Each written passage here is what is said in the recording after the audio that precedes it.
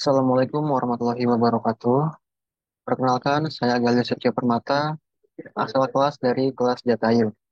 Pada kesempatan video kali ini, saya akan membahas terkait hasil ujian praktik data science saya, yang mana dengan berjudul Analisis Indeks Pembangunan Manusia dengan Perbandingan Model Adabus dan Random Forest.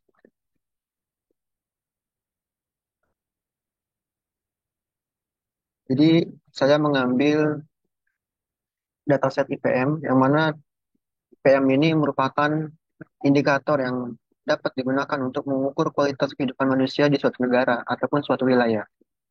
Yang mana indeks pembangunan manusia ini terdiri dari tiga dimensi utama, yaitu ada kesehatan, pendidikan, dan juga pendapatan. Lalu apa sih yang saya ambil perumusan masalahnya untuk analisis pada dataset ini? Jadi pada rumus masalah ini model apa sih dapat yang tepat untuk klasifikasi data tersebut dengan dua model, yaitu model Adabus dan juga Random Forest. Manakah model yang tepat? And next, jadi dataset data dan variabel nih.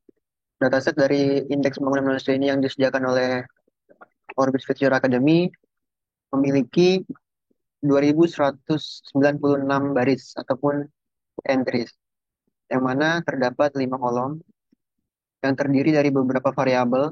Ada variabel harapan lama sekolah, pengeluaran per kapita, rata lama sekolah, dan juga ada usia harapan hidup dan PM.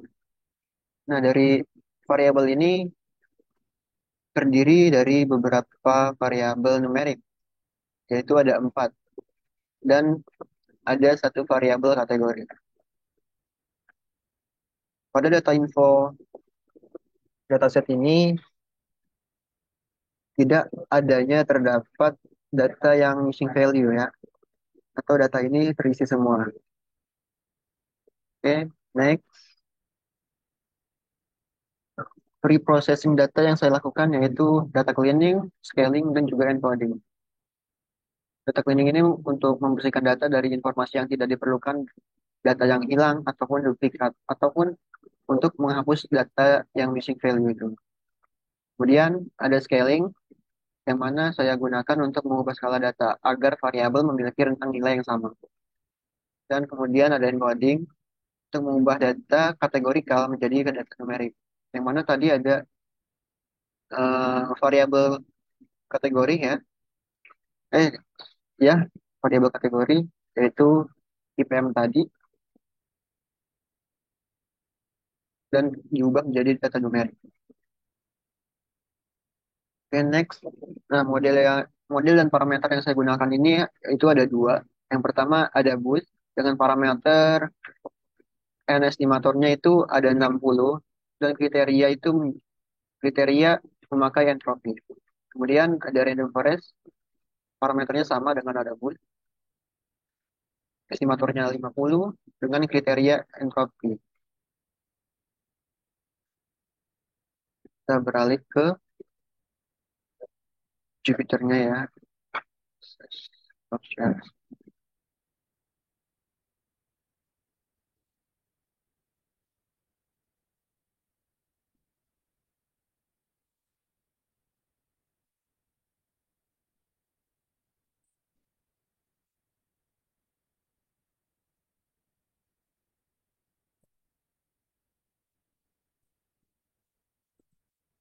Nah, jadi yang pertama ini saya melakukan import library, lalu meload data untuk membaca dataset terdiri dari beberapa variabel yang saya jelaskan tadi, variabel lama sekolah, pengeluaran per kapita, rata lama sekolah, dan sebagainya.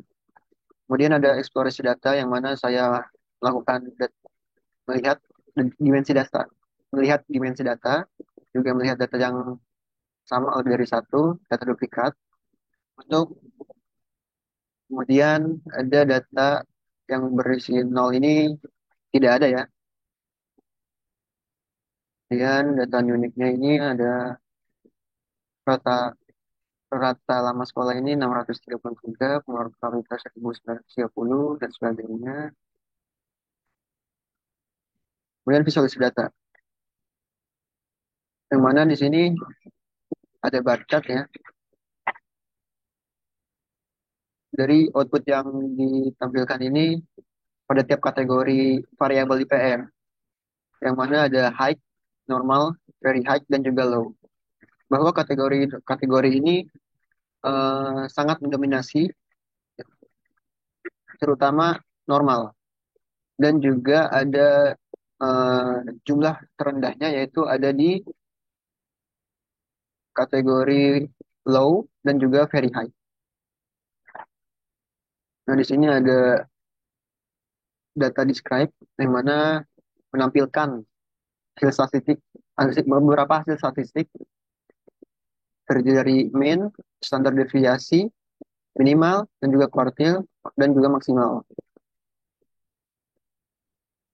Ini data IPM yang normal, dan ini yang low. Dapat kita ketahui ya, dari beberapa variabel terlihat berbeda jauh, yang mana usia harapan hidup ini yang normal ini dan juga pada low-nya ini.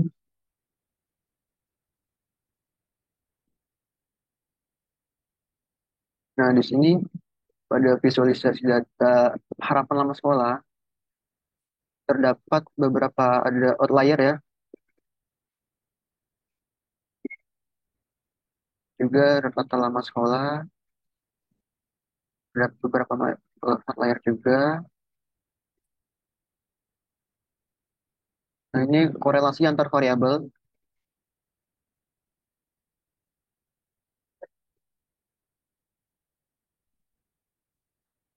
Kemudian melakukan scaling dan encode. Yang mana melakukan scaling ini dengan metode Krabbe Scaler karena data ini memiliki beberapa outlier ya.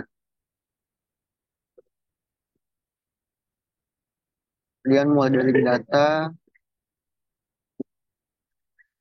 bagi dataset menjadi data training, juga data test. Yang mana dengan test size-nya ini 28%, juga random state-nya ini 48.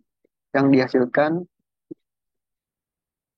data data trainnya ini sebanyak 1581, dan juga datasetnya ini data testnya 615. Dan cukup banyak ya, lumayan. Berikut eh, modeling dari Adabus menunjukkan ada confusion confusion matrixnya, terus juga ada classification report yang menunjukkan bahwa ini skor akurasi data trainingnya ini 0,74 atau 74%. Kemudian ada skor akurasi data tesnya menampilkan 0,74 atau 74%. Nah, setelah di balancing data terjadi penurunan skor data yang ini, data latih ini atau data training 0,33, yang awalnya 0,74 jadi 0,33, dan juga penurunan pada data uji 0,43 yang awalnya itu 0,74. Kemudian pada model random forest ini dengan parameter 50, estimatornya 50, kriteria entropi, equation matrixnya seperti ini, dan memiliki skor akurasi data trainingnya ini satu ya. Kemudian skor akurasi data testnya 0,96 atau 96%. Yang mana terlihat pada presisinya itu 0,96, recall-nya 0,96, default score-nya 0,96 juga. Kemudian setelah di balancing data pada model random forest ini, yaitu skor akurasi data trainingnya ini sama satu atau 100%. Kemudian skor akurasi data tesnya ini meningkat ya. Yang awalnya itu 0,96 menjadi 0,97 atau 97%.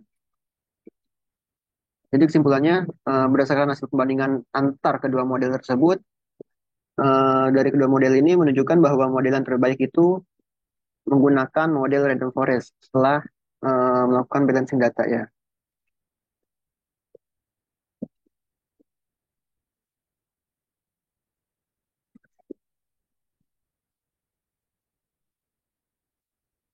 Nah, ini hasil pembandingan modelnya.